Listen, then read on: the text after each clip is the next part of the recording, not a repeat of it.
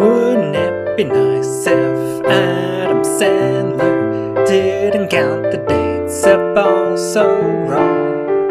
And wouldn't it be nice to talk together in a format that goes way too long? You know it's time to rewind, baby, for 19 dates of this movie with Drew Barry. Yeah, wouldn't it be nice? Good morning, listeners. It's another beautiful day here on It's Time to Rewind. I'm your host, Bubbawheat, and joining me today is my guest, Jason Soto. How are you doing today? Hey, I'm doing good. How about you? I'm doing pretty good. And this season we are discussing what's the movie again? 50 First Dates. Well, actually, it's 19 first dates, and we're going through them one date at a time. This week's date is what I'm calling their third date because it's their third interaction, even though this does not really count as a date. But it starts at 32 minutes and 31 seconds with Lucy reading Still Life with Woodpecker and ends at 34 minutes and 34 seconds with Henry going for Double or Nothing tomorrow. So, before we get into today's clip, like what's your history with this movie and with Adam Sandler movies in general? Oh, wow. Adam Sandler movies in general. I like his 90s stuff. I'm more of the Billy Madison, Happy Gilmore era of his films. The more in like the 2000s he got, the more I wasn't really a fan. For like one reason or another. This movie here is probably the last one I think I can say I can enjoyed. Because this is, what year was this? 2006? 2004, I think. Okay, 2004. Yeah. So this was probably one of the last ones I was kind of, willing to give a chance and check out. And then like after this, he went in strange directions. I think like Jack and Jill was not too long after this, and Oh yeah. and then he would go on and do like Spanglish, which is like a whole other kind of movie. And then you got Click somewhere around here, and it's just kind of weird. Like his 2000s stuff was kind of always like to me. But I love Billy Madison is like one of my favorite Adam Sandler movies. Like I can quote that. I can do the whole movie right now if we had time. Um Yeah, and I don't think I've talked about Click, but I actually enjoyed Click quite a bit. Okay, yeah. I mean, it's kind of time travel-y, so I'm gonna have to look at it eventually on one of my podcasts. But yeah. But otherwise, I'm not an anti Adam Sandler guy like a lot of people seem to be. Um, I kind of enjoy his humor, but I'm also juvenile and an adult child myself, so that might have something to do with it. Yeah, he definitely has a weird career, especially like post 2000s, where he will bounce back and forth between, I mean, not a whole lot, but he'll do like, five of his movies with a lot of the juvenile humor, and then he'll throw in like a Spanglish or a Punch Drunk Love or an Uncut Yeah. Gems. Yeah, exactly. Yeah, so I don't know, but he's successful, he's very rich, so it worked for him, so I'm happy for him. Yeah, so let's go ahead and jump into today's date. I this I definitely noticed that this song uh, that starts off this clip, and this is I feel like this is a section where we get a lot of needle drops, kind of, and Hmm. I think they have an interesting choice of music in this section because they all feel kind of Hawaii-ish, I Yeah, guess yeah, is yeah, yeah. the right term for it, even though it Hmm. is like this is 311. I Yeah, Amber, it's Amber. I love that song, uh, Amber. Yes. yeah, like the big line that's in the chorus, and we get it in this clip is that amber is the color of your energy, Hmm. and I like this song as well, even though like I'm at 311 is like one of those bands that I kind of forget about because they were big when they were big, and then they kind of disappeared, and you don't Mm. get as much nostalgia except for maybe like a smaller group of 311 fans. Yeah, yeah, yeah. I see what you mean. Yeah. Yeah, this song is nice. It has like again like a little bit of that reggae feel, which I Hmm. mean reggae is a bit more Caribbean, but I think it's tropical. I guess that's the word for it. It That has might kind of a be, tropical feel. yeah, that might have been why they went for it. Plus, I think Amber is like a 2000s 311 song. I know it's not exactly around the time of this movie, but it wasn't too far off. So it might have been more of just like a, hey, we need to push this album that this song is on. So Adam Sandler's making a new movie and it's set in a tropical setting. This kind of sounds tropical. Here, use this song. Yeah. And then we get a shot of Lucy reading this book, Tom Hmm. Robbins' Still Life with Woodpecker. Okay. Did you look into like what this book is at all? Not at all. I'm gonna be honest. I'm just being honest. I did not. Yeah, I did, I just like kind of looked up just like the Wikipedia page for like the basic plot synopsis, and it is a lot for a title called Still Life with Woodpecker. The Hmm. title is, or the plot synopsis is a lot more bizarre than I would have expected. It's like about a princess, but it's set in the US, and she meets, it's kind of a love story with an outlaw that's trying to blow up this Hawaiian music festival. And she Uh-huh. also meets another character who claims that they are an alien from planet Argon, and because the main character has red hair, they're telling her that she's an evil alien, that she is that like that her race of alien is in a long battle against. So it is bizarre. Yeah, okay. Did not expect that. Okay. Now I think I may have to read this book. And also this was something that Drew Barrymore brought to this character, because this was a book that she knew and she loved, and so she Oh. thought that she felt like that it was something that fit Lucy as a character. So Mm. I guess she brought it up, and the director okayed it. So this was something that Drew Barrymore brought to the character, which I thought that was interesting. Yeah, it's kind of weird that this is a book Drew Barrymore has a person is into, but okay, no judgment here. I read some weird shit as well, so I guess I can't judge her too much. Yeah, and then we get the return of Adam Sandler's Henry Roth, Hmm. and he has this interaction with Nick, or Tattoo Face. Like, Oh yeah. what do you think about Nick as a character? Because there's a lot of side characters, and most of them I really love, and Nick is a character that I think he is fantastic, and this is like a he was a Hawaiian native, and Hmm. he was kind of just discovered by the crew. Yeah, no, he's actually great. Yeah, he's a lot of fun in this movie. He's like the good he's like a good example of like a friend who gives you a hard time all the time. And the guy himself, like he seems like a fun guy. And I just now learned from you that he wasn't really an actor, which is amazing to me. Because he does such a good job in this. And pretty damn good casting, I gotta say. I think the chemistry between him and Adam Sandler are actually pretty damn good. Um, Yeah, and this scene is another instance where I feel like his character like turns on a dime, because just like in Yesterday's Date, he 1 minute he's ready to swing a cleaver at Peanut Butter Cup, and then the next minute the next minute he's ready to take a bet on whether or not Henry will get a date with Lucy today. Yep, yep, yep, yeah. No, I agree. Yeah, such good chemistry between them two. Mhm. And I did also want to take just a quick moment to comment on Lucy's waffle design, her waffle Oh house. yeah, yes, yes. Um, this made me think of, for some reason, the scene in Wayne's World when Garth was mad at Wayne at the diner scene, and he's doing the Mr. Donut Man, don't do that. Ah, it made me think of that for some reason.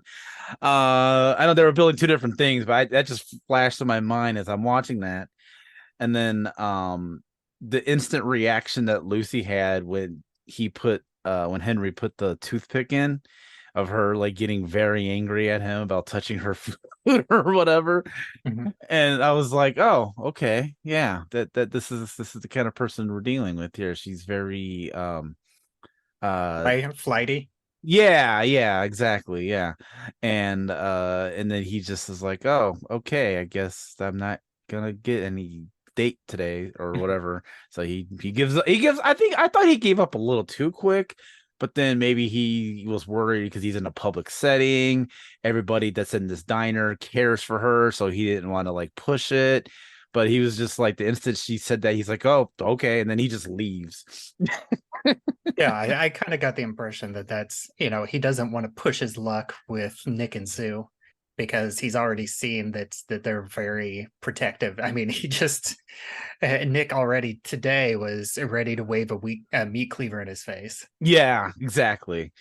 Yeah, just how protective everybody is. He was probably like, yeah, you know what? I'm just gonna back away. She's yelling at me now. I'll try again tomorrow. Yeah, and one thing that I just noticed is because I'm looking at the clip myself and I have it paused where you can see Lucy's watch, and Hmm. I noticed that Lucy's watch is reading like it looks like it's almost 1 o'clock, either 1 o'clock or 2 o'clock in the afternoon. Oh, So okay. Okay. so there, I believe that's that clock that her watch is not correct because this is supposed to be breakfast In the time. morning, right? Yeah, yeah. Now, is that like a movie error, or is that supposed to fit in with the whole like, I don't want to jump ahead or anything, but we find out later what everybody in the town and the parents do or whatever around her. Is this like something they may have skipped over, and it actually is 1 o'clock, and they're just like, yeah, it's breakfast time, Lucy. Here's some waffles. And it's like 2:30 in the afternoon. Like, Well, I imagine in this case it's just a movie error because it's one of those okay. things that's most people are not going to notice, with the time on her watch, unless you're Yeah, yeah, yeah. breaking it down like a small chunk at a time, like we are. Very unrelated, but kind of similar in terms of movie continuity like that. I was watching, we're recording this day after Friday the 13th. And so yesterday I watched the first Friday the 13th movie as, in honor. And there's a part where they're playing Monopoly in the movie, and one of the girls rolls dice, and she's like, "Ooh, double sixes!" But then I just happened to notice the dice was a 1 and a 2. Like I just happened to notice it, and I've seen this movie 1,000 times, and I just now caught that for some reason. Um, Nice. but I yeah, like little continuity things like that's funny. Yeah, one other thing that I feel like I kind of skipped over, and I talked about it, I believe it was on last week's show or yesterday's date, Mhm. is we get this repetition whenever Sue comes over and Lucy tells her nice haircut. And she Yes, did actually yes. say that, I think not yesterday, but, or I guess it was 2 days ago in Mhm. movie time, whenever she told her nice haircuts. And that's something where, especially with this repetition, you can imagine that Lucy tells her nice haircut every day since she got this haircut, however long ago it was. Right, right. Yeah, it makes you wonder like what Lucy will think like once it's just getting longer and longer, like has haircut. And I think it's funny that they start out with that bit of like Groundhog Day repetition with the nice haircut, and Hmm. then they, like, Henry tries to, repeat the same thing that worked on his first date Hmm. Yeah. with the toothpick, and this time it actually doesn't work, and it's Yeah. so I feel like it's another instance of kind of showing that this is not a Groundhog Day situation where Lucy is reliving the same day over and over again. Like, she is, but she is a real person, and her body has different changes, and different traffic, that every chaos theory. Yes, Just yes. because you think it's the same day doesn't mean that you're going to treat it exactly the same. There Yeah. are a lot of similarities. Like, we do. Did you ever notice that she wears the same outfit every day? Yes, I did catch that. Yes. And that's something The that I feel like I feel like I'm a stereotypical guy for not noticing that, even though last week last week was in this episode uh was kind of where I really noticed that because they wash her outfits and so it shows that they're washing Oh, her outfit every single yeah. night. Yep. Yeah, yeah, yeah. And after that, Um, I was like, oh, yeah, she does wear the exact same outfit every day at the diner, even though she does change her clothes. Like in that day, she has like three different outfits because she has her diner outfit, and then she has her painting outfit, and then she has her evening outfit. yes. Yeah. Yeah, I noticed it when I was preparing for this show with you, and I watched the 3 clips that I'm going to be doing. I did notice, like, because Adam Sandler changes his shirt, but she Mhm. was wearing the same blue top, and so I was like, okay, I get it, I Mhm. see. Yep. Pink. Yeah, or pink, I'm sorry. Yeah. Sorry. But yeah, I did notice it was the same shirt. Yeah, and then kind of the last couple things that I wanted to talk about in this is uh, like one thing that I noticed just because it was kind of in it happens more than once in these 3 days is that Nick, whenever Adam Sandler is having this moment with him, whenever he picks up the toothpick and Nick does this like jerking off motion with the uh, sink sprayer, Yeah. because that pops up again with a different character in the 2 weeks from now. Okay. Okay.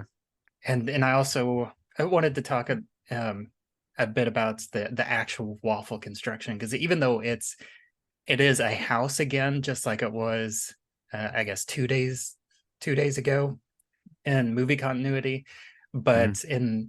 but I looked at the construction, and 2 days ago I feel like it was a sturdier construction because it was made by like laying the cutting the waffles into smaller pieces and laying them horizontally and stacking them up. And this time it's done by placing like a whole piece of a waffle as the walls of the house, more like a house of cards. Oh, okay. So I there I is differences. I did not look that closely. I'm sorry. I can't comment on that. I'm going to take your word on that. I'm sorry. I did not look that closely. Yeah, and then at the very end, we get another great moment, like another one of my favorite characters in this movie, Joe, the old Hawaiian man. Yes, that guy. He loves giving Henry a hard time. Yeah, Oh, good. I, Especially I in the next clip we're going to talk about in the next episode. yeah, but uh, this one he just gives him a quick comment, and Henry mm-hmm. says, I hope you choke on your spam. Spam. Yeah. Oh, yeah. There's a lot of spam in this episode, in this movie, because Mhm. it is Hawaiian. It is a Hawaiian invention, and they do like spam there. And boy, the writers of this movie took that fact and just ran with it. Yeah, I have a detail that I'm going to talk about in the next episode. Okay. All right. Look forward to it. Yes, spam facts. That's what I'm here for. But that's that ends this date. Is there anything else that you wanted to talk about for today's clip? No, not really. I think we covered everything that I can think of. All right, well, thank you for joining me today, and I got you on for two more episodes, Mm-hmm. since these first two are fairly well. All three of these are relatively short compared to the last dates, which have been like a good 10-minute clips. Mm-hmm. But for anybody else that hasn't heard you before, why don't you go ahead and take a moment and share where everybody else can find you online?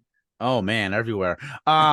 You can mainly go to rabbitholepodcast.com. That is the home of the podcast network that I have created. There are several different styles of podcasts there you can check out. We got a bunch of movie shows, TV shows, Bubba here. He hosts two different shows there, Lyrical Innuendo and Fight Club Minute. And those are both awesome, great shows, and a lot of other stuff. So whatever you're into, we got something there for you. Rabbitholepodcast.com. That's probably going to be the best place for you to go.